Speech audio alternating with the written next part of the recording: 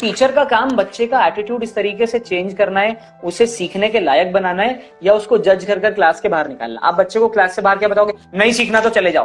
तो तुम्हें क्या लग रहा था, तुम्हें ये गलत फहमी थी कि यहाँ पे जो 40 बच्चे बैठे सबके सब सीखने बैठे?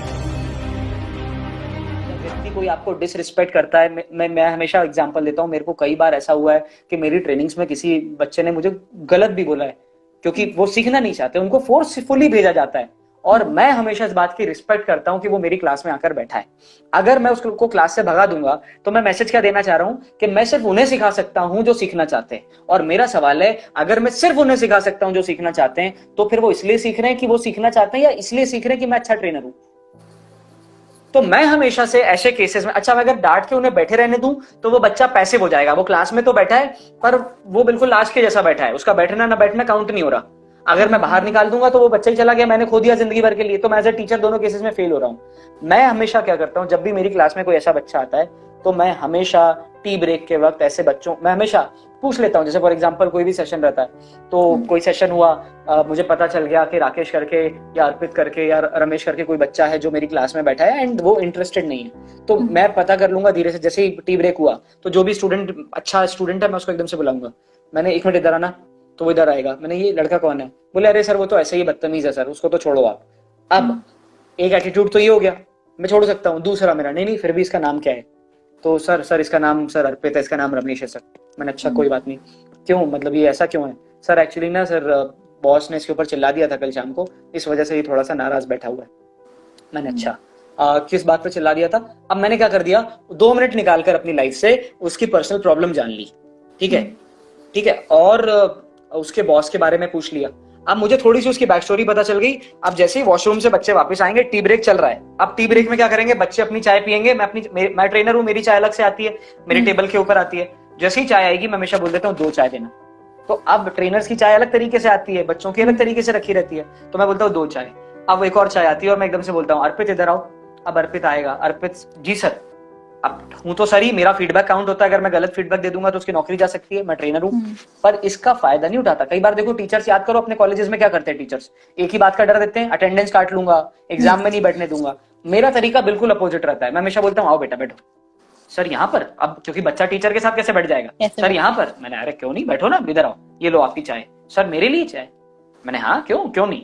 तो वो चाय पी रहा है। मैंने, अर्पित कहाँ से हो, कैसा चल रहा है?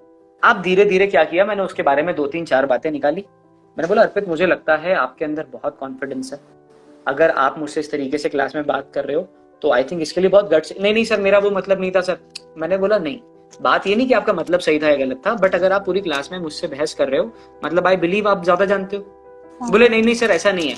मेरा सवाल, नहीं सही में बताओ, आपको प्रोसेस पता है, प्रोडक्ट पता है ना? हाँ सर जानता हूं मैं। मैंने, बहुत बढ़िया बात है। अब एक काम करोगे आपको मैं पूरा इसमें छूट देता हूँ। एक काम करते हैं अपन, आप कब से काम कर रहे हो यहाँ पर? सर 2 साल हो गए मुझे। तो 2 साल में आप प्रोसेस बहुत अच्छे से समझ गए होगे? हाँ सर प्रोसेस तो आता है मुझे। मैंने बोला इसमें से काफी लोग ऐसे हैं अर्पित नए, क्योंकि देखो नया बच्चा तो बदतमीजी करेगा नहीं। अब ऐसा तो है नहीं कि कल जॉब लगी वो आके बदतमीजी कर लेगा।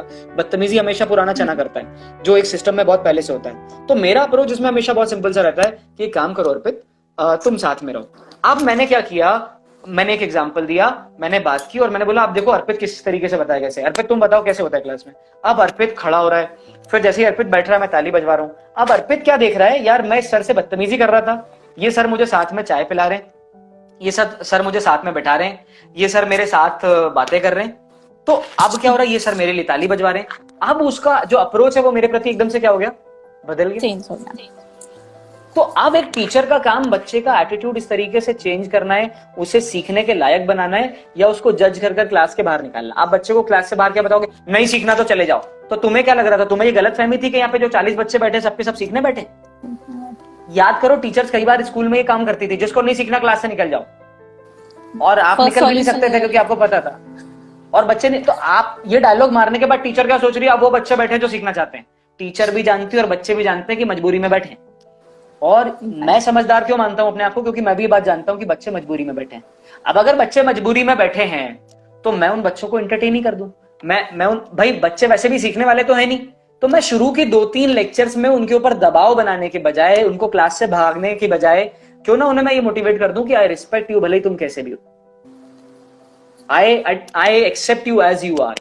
मैं तुम्हें तुम्हारे, हाँ बोलो क्योंकि उनको अटेंशन चाहिए होता है ना, मतलब एग्जैक्टली तो मैं दे क्यों नहीं देता? मैं क्या एज अ टीचर इतना इनसिक्योर हूं कि मैं अपने बच्चों को अटेंशन नहीं दे सकता?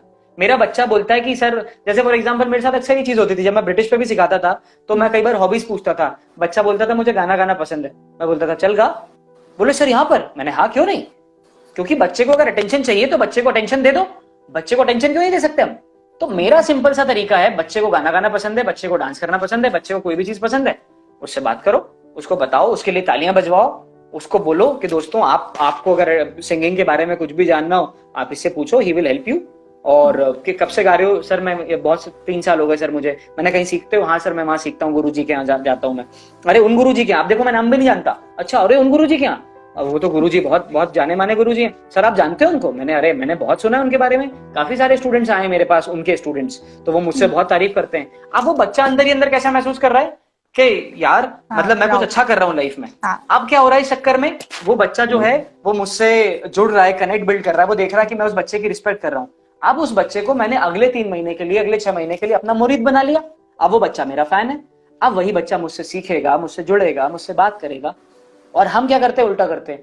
बच्चे ने बोला मेरी हॉबी गाना गाना है, टीचर तो बेटा गाना गाने से करियर नहीं बनने वाला, गाना गाना छोड़ो, पढ़ाई पे ध्यान दे दो। अब आपने क्या कर दिया, तुम क्या बच्चे को डिमीन कर रहे हो? तो मेरे फंडे लाइफ में बहुत सिंपल है। मैं जानता हूं एक बच्चा कैसा महसूस करना चाहता है। आप देखो बच्चों के अंदर सबसे बड़ी ललक पता है किस बात की होती है? बड़ा होने की। आपने नोटिस किया है? किसी भी बच्चे से पूछो क्या चाहते हो? बड़ा होना चाहता हूं। उनको हमेशा ऐसा अच्छा लगता है कि उन्हें कोई अडल्ट महसूस कराए, उनको कोई बड़ा महसूस कराए। और मैं जब बच्चों के साथ हमेशा बातचीत करता हूं ना, तो मैं उनको हमेशा इस तरीके, मैं हमेशा उनकी ईगो को बूस्ट करता हूं। मेरे बच्चों से जब आप मिलोगी ना क्लास में, उनको छोड़ के जिनको मैं बहुत टॉन्ट मारता हूँ, पर उनको भी टॉन्ट में कनेक्ट होने के बाद मारता हूँ, क्योंकि आपको पता है मैं टॉन्ट भी बहुत, मैं धोता का मुंह लपेटता जाता हूँ, तो है ना, तो मैं टॉन्ट भी मारता हूं, पर मैं जानता हूं कि टॉन्ट मारूंगा तो बच्चा बदतमीजी भी कर सकता है। टॉन्ट में क्यों मारता हूं? एक बच्चे को टॉन्ट मारता हूं ताकि 39 जो है वो खुश रह सके, एंजॉय कर सके। और फिर जब मैं सबको मारता हूं, अगर मैं एक को मारूंगा तो उसे बुरा लगेगा, पर मैं तो क्लास में 10 को मारता हूं, तो 10 बार लोग हंस भी जाते हैं और वो लोग भी समझ जाते हैं कि सर पर्सनल नहीं हो रहे, सर तो बस क्लास के लिए ऐसा कर रहे हैं। क्योंकि जब मैं उसे टॉन्ट मारूंगा तो हो सकता है उसे बुरा लगेगा, बट जब मैं बाकी को टॉन्ट मारता हूं तो उसे भी अच्छा लग रहा है, मतलब वो भी बोल रहा है अच्छा सर ऐसा इसलिए कर रहे हैं। और आप नोटिस करो मैं क्लास में 2-3 बारी बात बोल भी देता हूं कि भाई मैं किसी के साथ पर्सनल नहीं होना चाह रहा, मैं किसी को डिमीन नहीं कर रहा हूं, मैं सिर्फ क्लास को लाइवली रखने के लिए सब कर रहा हूं। तो बच्चे भी इसमें सपोर्ट करते हैं। तो ये जब आप अप्रोच, रवैया, इस टाइप की चीजें जब आप रखते हो, तो बच्चों के साथ आपको एफर्ट्स नहीं लगाने पड़ते।